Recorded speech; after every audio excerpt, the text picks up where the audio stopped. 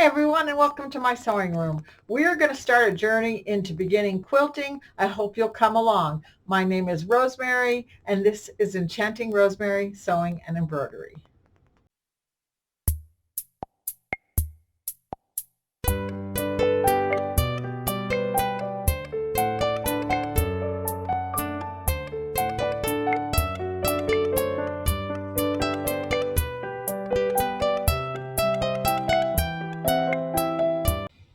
Okay, so as I said, I'm going to start doing a little bit of beginning quilting classes. I have to confess to you that I never really felt adequate as teaching a quilting class as a quilting teacher, but I have been teaching sewing for some 25 years, and I make a lot of quilts. And I'm going to put some pictures of some of my quilts up so you can just kind of see some of the ones I've been doing lately. If you are in the Colorado area and you go to Rocky Mountain Sewing and Vacuum, you know that I am a Sew Fun presenter, and I just did Sew Fun. And if you'd like to see some of my videos, go to the YouTube channel Rocky Mountain Sewing and Embroidery, and you'll see me doing Sew Fun, so you can see some of the quilts that I've made. So I have a little bit of experience in quilting, but I don't know that I necessarily follow the rules the way that a lot of quilting teachers teach the rules. One of those things is I like to sew with polyester thread. I have done a little bit of research and found out that the biggest reason why most quilting teachers tell you to use cotton, because you're using 100% cotton fabric, and 100% cotton thread will blend well. It'll iron down into the fabric properly, and it won't start to mess over the years with your cotton fabric and start to actually cut into the fibers. But I believe that polyester thread is more durable. And one of the things I asked a lady once, I said, so what if your quilts go in the washing machine all the time? And she went, oh my gosh, don't put your quilts in the washing machine. You have to sew them with a gentle soap in the bed. You have to wash them with a gentle soap in the bathtub. And I said to myself, you know what? I would rather make a quilt for my grandchildren that will last 20 years rather than 100 years, and let my daughter be able to put them in the washing machine because she's going to do it anyway. And I know that some of the quilts that she has gotten in the past from my mom have not held up very well. And I have to say that probably one of the very first quilts I ever made back in probably 2001, 2002, when I was first starting to make what I call embroidery quilts, where you embroider and then you just sew a border around it, put it together, it's a quilt. I had my grandson Nicholas was a baby, and I made him a quilt that was all goofy all over it from my brand new Brother embroidery sewing machine. And I did it with polyester thread. And Nicky is 27 years old. He's got 3 little boys, and that quilt is still being used in his family. So I think they do hold up very well, and I do like to use the polyester thread because it's stronger and more durable. So that's one of the things I break the rules on. Another thing is, this is a 1/4 inch foot, and I'll put a picture of it so you can see it a little bit closer. This is Brother's 1/4 inch foot, and this is a straight stitch foot that Brother makes that you can put the needle in the front and just do your straight stitching with. You can also put a straight stitch plate on the machine to keep the needle dead in the center, especially when you're doing really small little squares where you don't want it to push down into the machine. But what I have discovered that I like to do the most is I like to move the needle over to about 6.5 to the side and use my regular J foot or your regular zigzag foot and leave it there, and that keeps me at a 1/4 inch right on the edge of the foot, and the fabric rides on the feed dogs evenly, and so I get a good 1/4 inch. I also use this tape, and this tape is I actually got it online, and it's got a 1/4 inch marking on it, and it's got a red line for where you put your needle. So I can take this tape and literally lay it on my sewing machine. And actually my machine has got a 1/4 inch seam allowance marked right here on the bobbin cover, so I could use that. But what I'm going to do is I'm going to put the 1/4 inch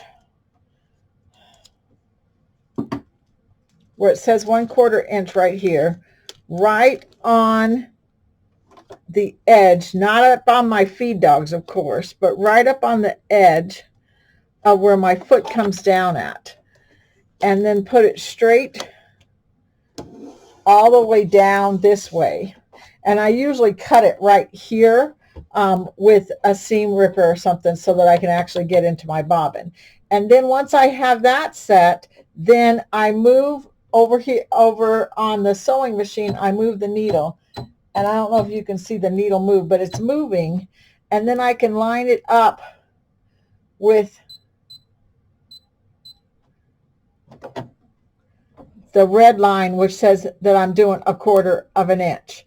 And that usually works pretty good. And it's almost always approximately 6.0 where I want that seam allowance to be 1/4 inch. And then I can take my fabric when I get ready to sew and put it right on the edge of that presser foot, right on that black mark. And then my needle's right on the red mark. And then I get a perfect 1/4 inch every time. And one of the things I've seen some other teachers that are kind of like me that aren't quite as perfect, as they say, as long as all your 1/4 inches measure the same, your square or your block may not come out exactly the same size as the one in the book, but they're all going to be uniform. So try and stick with the same measurement all the time. Don't change it out a whole lot. Couple more things before we actually start to make our block. You need some good rulers, and I have several of them, different sizes. I like the long, skinny ones for doing some things, but I like a nice big block for squaring up my block when it's done. And then it's really nice to have like a 6.5 by 6.5 or even a 4.5 by 4.5. I've managed to collect so many of them in all different sizes. I really enjoy having the right square for the right block that I'm trying to make. You also need a rotary cutter, and I've said this before on my videos, I am a lefty, so I hold it in my left hand. And so you have to make sure that you've got it set up the right way for if you're left-handed. You also need to be able to push down and make a nice firm cut. Don't be afraid of it, but keep your fingers safe. So for an example, this is a 2.5 by 2.5 inch strip. I bought a jelly roll for this quilt, and I want to cut this to a nice 2-inch one. This one's not going to work because I'm going to have to move it, and I don't want to move it. So I'm going to use this one, and I'm going to take it. Now, one of the things I like about this Quilter Select rulers is they have kind of like a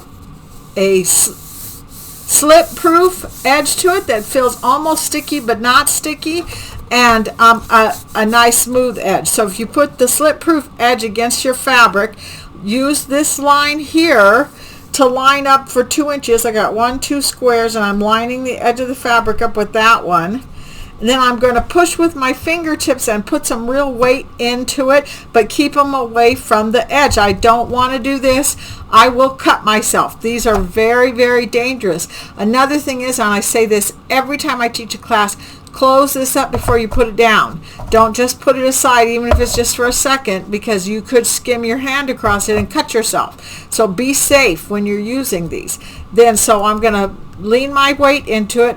I'm going to start here. Never do this. It is just not a good habit to cut towards your body. While we're talking about that, don't do this either. It's not safe. It doesn't take that much longer to move it a little bit to the side and get your weight on it evenly and make a nice clean cut. So I'm going to lean into it. I'm going to push and make a straight line, and sometimes I do it twice if it doesn't sound like it went all the way through. I move this first to make sure that it did go all the way through before I pick this ruler up, so that I got a nice 2-inch cut is what I wanted. So you definitely need that. You can see my poor mat has had its better days, but it still does what I want it to do, so I keep using it.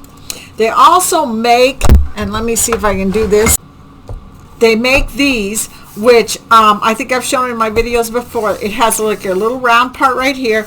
This is a foam rubber that will sit on your table. Then this part has got a hole right here, and they make them in all different sizes. But what's good about that is then when you want to cut squares all the way around, you can lay your ruler on here and cut this way, and then move. I put my hand here and I just twist it like this, and I move this way and I can cut this way, and that way I can get two sides at once.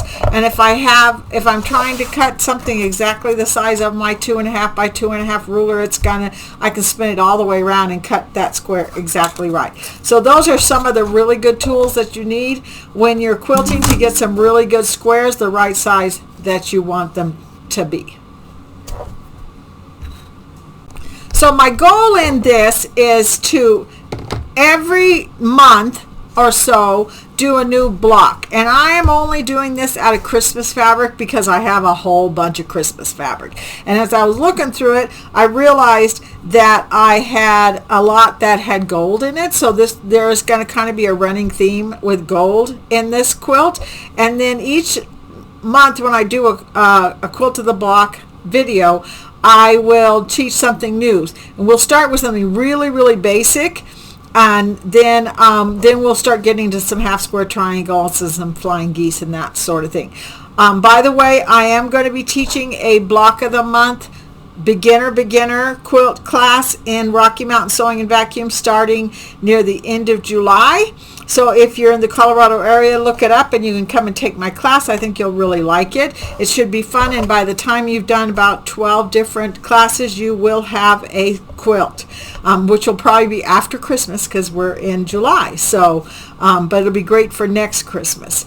Anyway, so what we're going to do is we're going to start with something really basic with some strip quilting.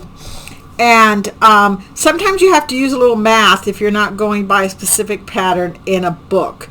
And usually what you do is you pick the sizes and then subtract a 1/2 inch, because we're sewing 1/4 of an inch here and 1/4 of an inch here, so you lose a 1/2 inch here and you lose a 1/2 inch here. So you kind of use your math to do that. I want to make what's called a linoleum tile, which is basically going to have a 5-inch square, and then it's going to have another 5-inch square made of 2-inch rectangles.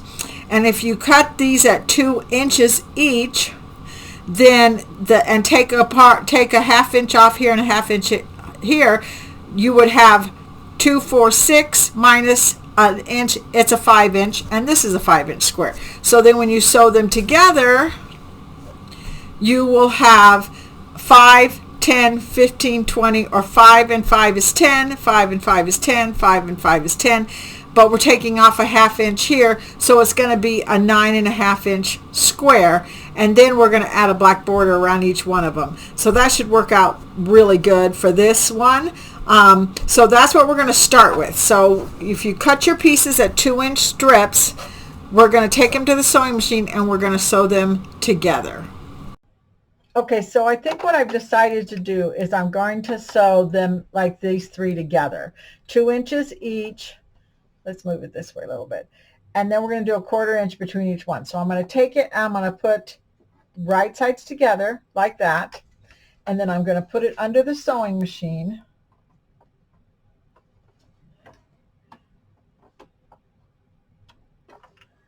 And I'm going to line it up with this black line right here that I showed you before, and then I'm just going to sew a nice straight stitch.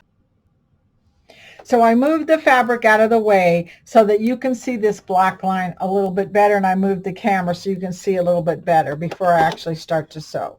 So I'm going to put this right against that black line. I'm going to put my foot down. My fabric is literally right up against the edge of this foot here, and I'm going to sew. And I'm not going to worry too much about where the needle is. I'm just going to keep an eye on this fabric right here and make sure that it sews right at a 1/4 inch there.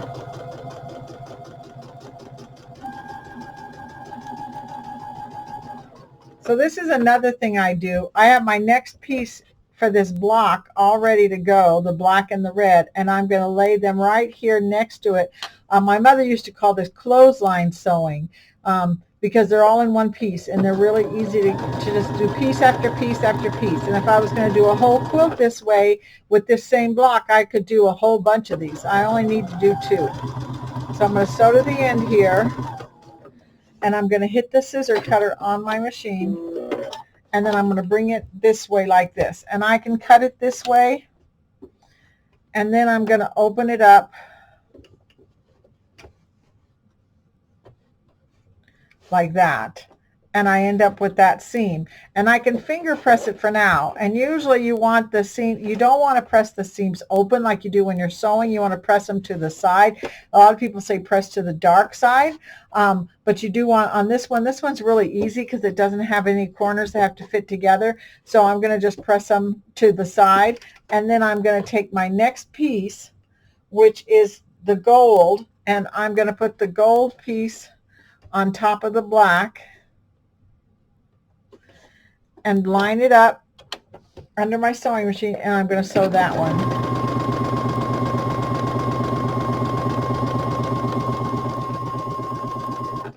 And then I've got my second one like that, and I want to make sure. I've got a little bit of selvage here. I'm not happy about it, but it's going to go in the 1/4 inch seam allowance. I'm not going to freak out about it. And I'm going to take my gold piece and I'm going to lay it on top, and then I'm going to sew that.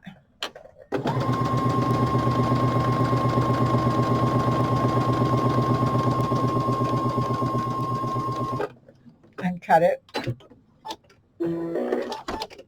Cut it again here and open that one up. Now I'm going to take them to the ironing board, and I'm going to press these out.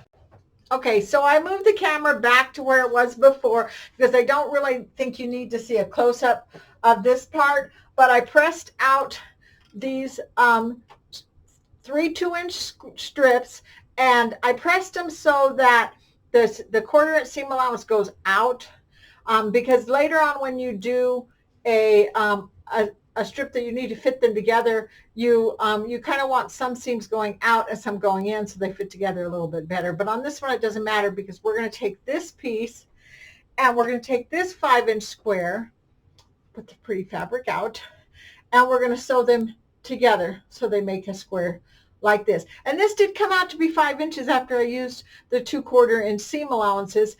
You could put it on your cutting table and use a 5-inch ruler and cut around it and make sure that it's exactly 5 inches. One of the problems I've discovered is if I continually cut all the time, sometimes my quilt seems to get smaller and smaller and smaller. So I'm not going to be really particular about something like this. I measured it. It is 5 by 5. This is 5 by 5. Right sides together.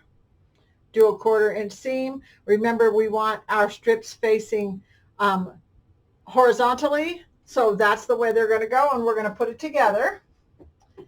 And as I put this under the foot and I sew it, I always make sure the part that has the seams in it is down and the solid piece is on top. And the reason why I do that is because if I do it this way with the seams part on top, my presser foot will push them apart and sometimes change the shape of my stitch. When they're against the feed dogs do a great job of easing everything together. If you feel better about putting some pins in that, you can put pins in it. On this one, it's not going to be that particular. When we get ready to start putting it together, it probably will be. But for this one here, I'm just going to lay them right sides together, and I'm going to stitch that 1/4 inch seam.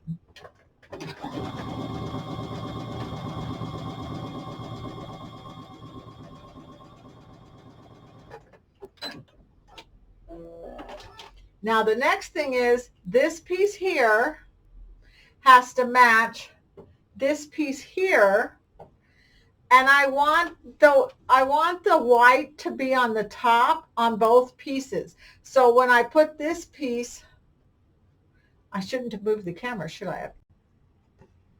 Okay, so I thought it would be better if I did it like this where you could see what I was trying to show you. This is the piece I already sewed together. This is the next two pieces. This one, the Christmas ornaments are going up and down. I don't want this one to have the Christmas ornaments be crooked like that. I want them to go in the same direction.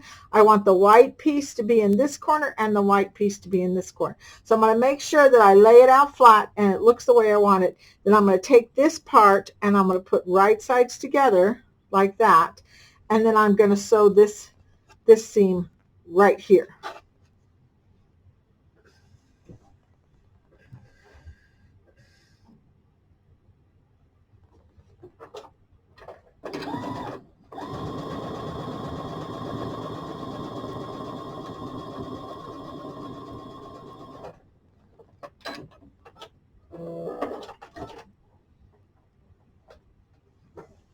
Okay, so turn it this way. So these two are together like this, and then we're going to sew these two together like this. Okay, so I'm going to take these two pieces and make sure that I have my seam allowances lined up. So what I want to do is I want this seam allowance to go this direction and the one in the back to go the opposite direction, so they kind of lock together. This is a really good time to put a pin in it if you feel a little bit scared about doing this. But I'll tell you what I do. I take it, I put it under the machine, and I start to sew. And when I get probably within 2 inches of my seam allowance, I stop. I check both those seam allowances, make sure one's going to the right and one's going to the left, or north and south, and I hold them together as I go across them. And you can get a really sharp pointed instrument, something like maybe this, that you can hold it down with to make sure that it stays where you want it to when you start getting really close to your fingers. And then if I had a whole row of squares, I would stop before every single square and make sure that those corners were lined up the way I wanted them to be.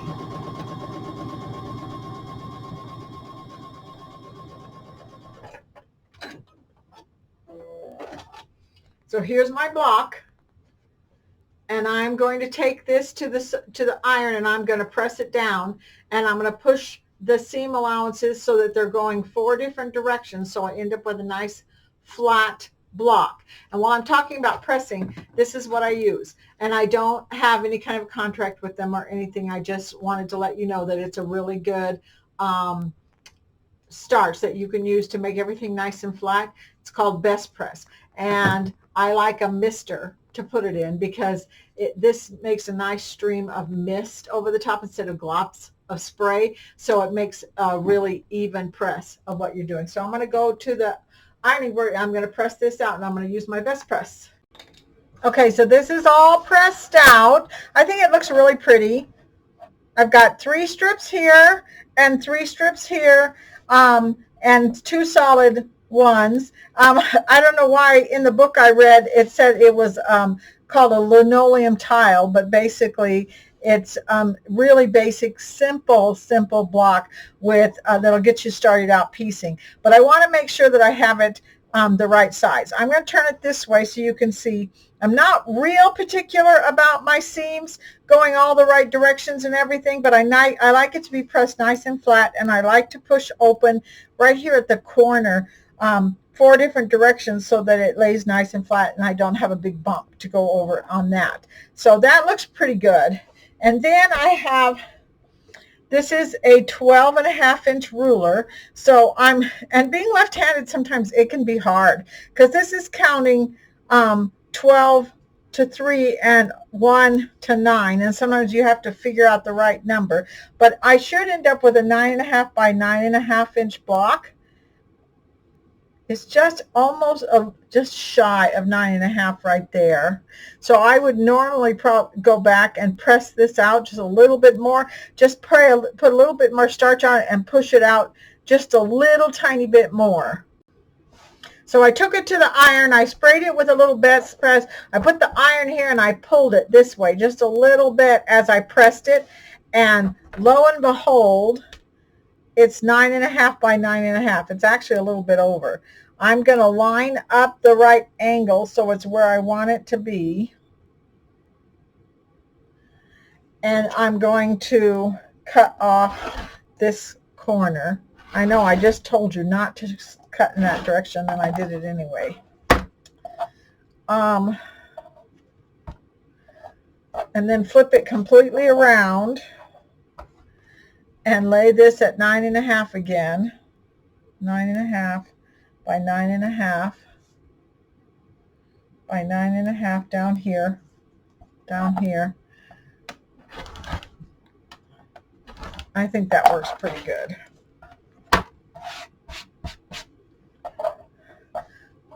So there's my block, completely finished. So we've done one block, and then, whoops, let's move this back this way.